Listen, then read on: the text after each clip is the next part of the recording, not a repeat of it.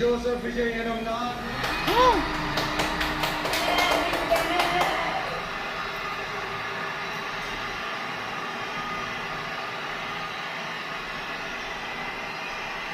சட்டப்படி அமைக்கப்பெற்ற